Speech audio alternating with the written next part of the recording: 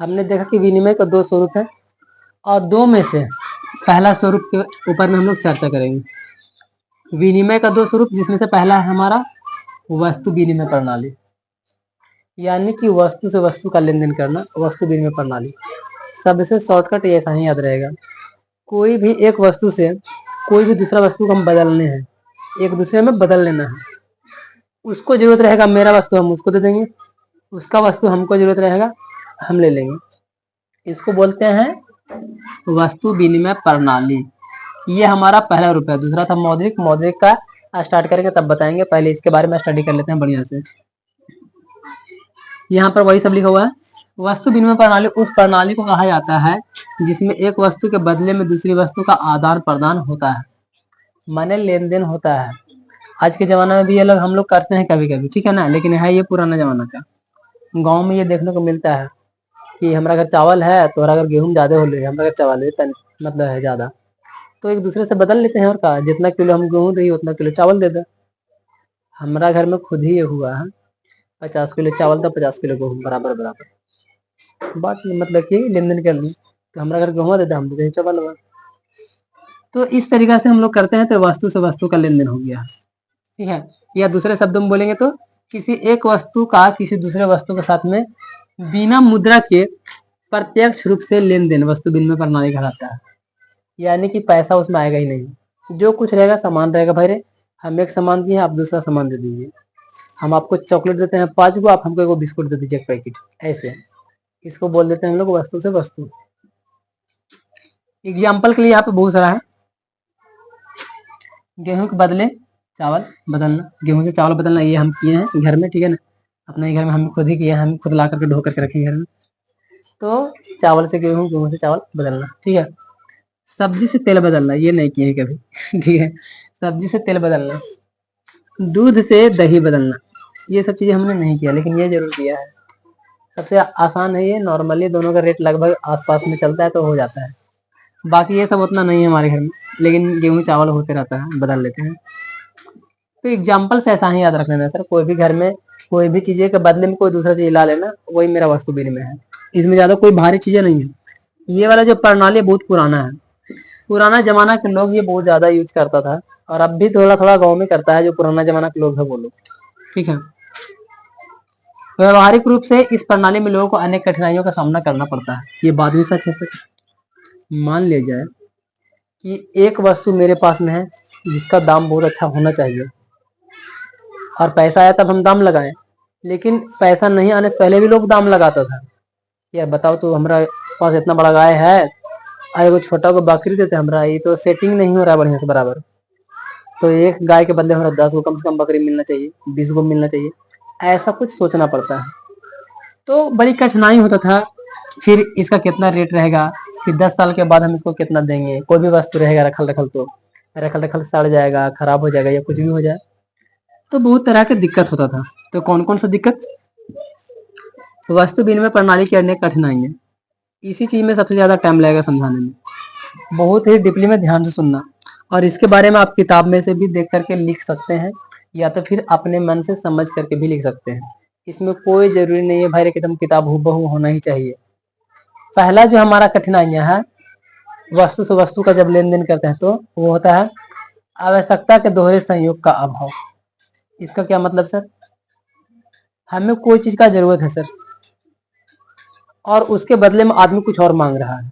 Suppose that कि हमारे पास में चावल है सर,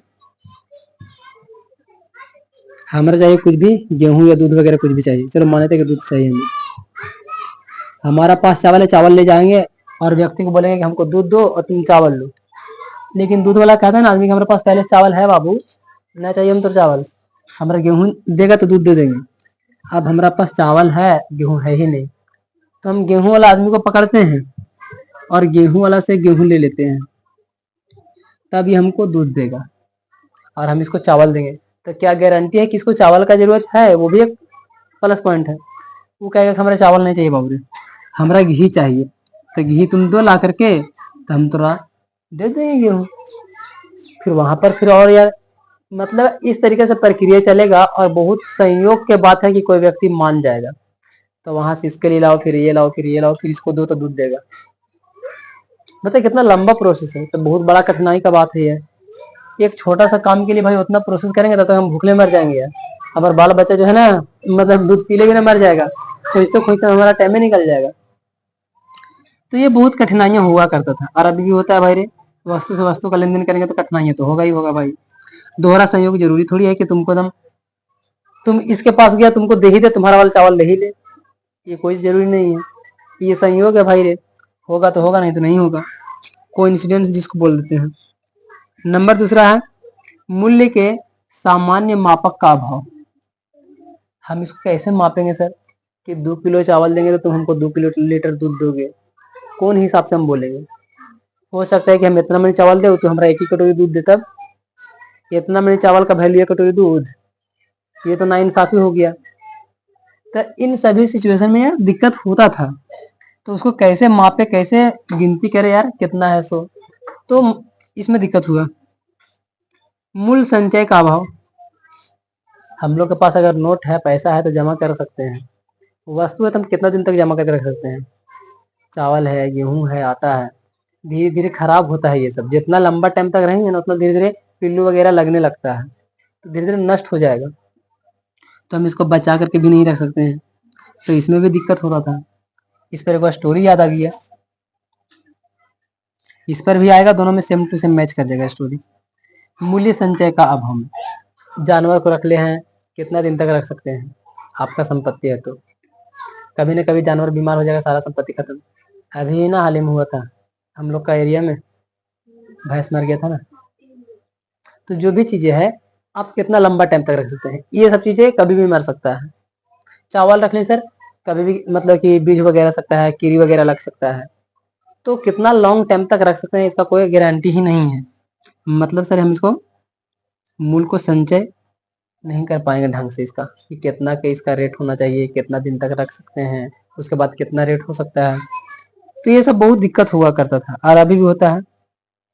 उसके बाद है सह विभाजन का अभाव, सबसे इंपॉर्टेंट। आपने एक कहानी सुना होगा कि एक घर में 2 भाई और एक गाय, सुने हैं?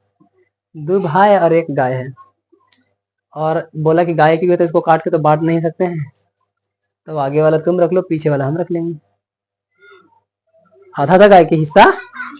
तो भाई रे मान लेते हैं सर कि इधर साइड से एक साइड तुम और एक साइड हम, तो जो बेचारा आगे वाला हिस्सा रखा उसको खाना पीना खिलाना पड़ता था, और पीछे वाला हिस्सा गोबर उसको मिल रहा है, दूध उसको मिल रहा है, बेचारा खा खा मस्त हो रहा था।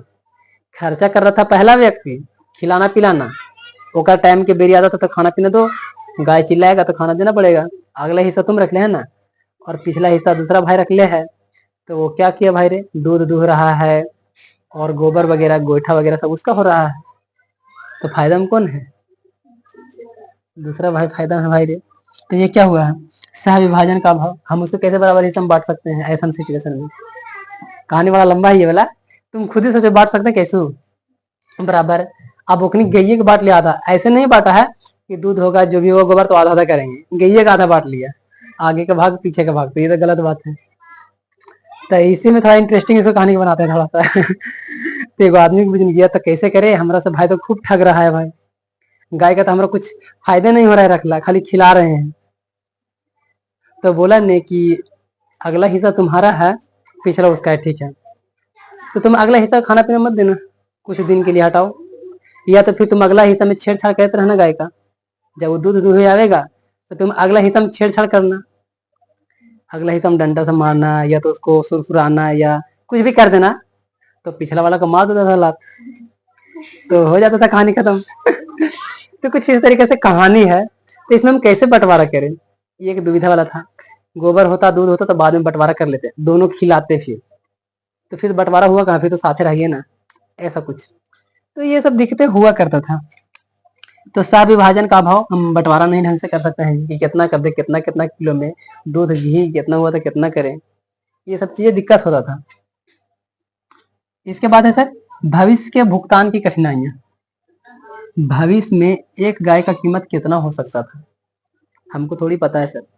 पैसा है तो पैसा धीरे धीरे बैंक में रखकर बढ़ रहा है या कुछ हो रहा है ऐसा आज के जमाना में, लेकिन भविष्य में भुगतान करेंगे वस्तु से वस्तु का, ये पॉसिबल ही नहीं है भाई। वो हमको दे के रख दिया था। कहानी इस पर भी सुनाए थे एक ठो ना, कि राजा के 3 बेटा और तीनों को परीक्षा करने का टाइम आया तो बीज दिया और बोला कि हमको बाद में बीज चाहिए। 4-5 साल के बाद लौटता है, तब तक के जो तीनों बाल बच्चा होता है वो बंद करके रखता है डब्बा में बढ़िया से। एक वो खेती कर लेता है, दिमाग उसका अच्छा रहता है, चलो खेती कर लेते हैं ताकि बीज रहेगा जिंदा। और एक बढ़िया से बढ़िया पेटी में बंद करके रखता है। सबका अलग अलग दिमाग चलता है तीनों का, ठीक है। तो जैसे करके दोनों रखा था अपना मिला के, वो बहुत ज्यादा पेटी में रखे, वो नॉर्मल से गठरी में बांध के रखा, एक वो खेती कर लिया। तो खेती वाला का बीज तो भाई जलम जलम करके बड़ी मनी हो गया और विस्तार कर दिया उसको।